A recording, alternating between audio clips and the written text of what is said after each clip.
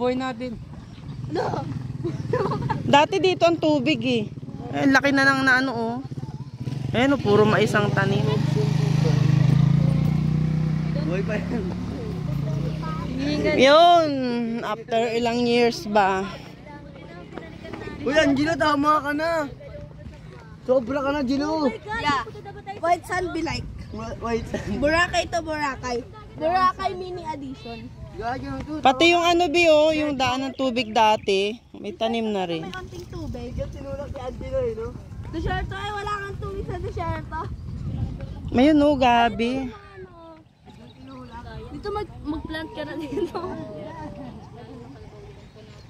Ba't naliligo ko dati? Dali yan, naligo na dyan eh. Ligo.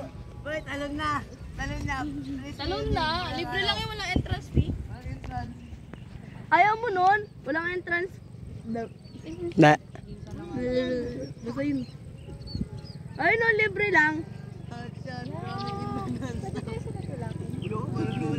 Mas may crocodile pala dyan, no?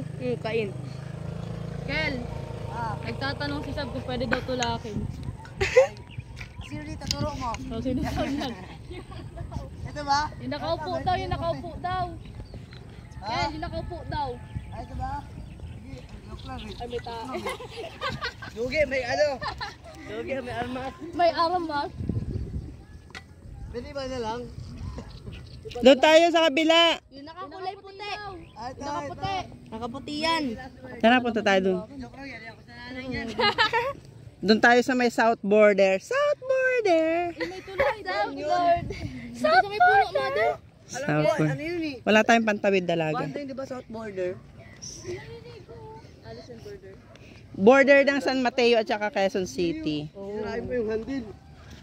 Nasa Boracay na tayo, kaso datong sand lang. Eh, di ba silang dalawa na naman lang yung may mundo. Oh! So wala tayong mundo dito. No. May iniisip na naman yung hindi maganda. Uy, ang ganda ng sand dito. Mas maganda pa to.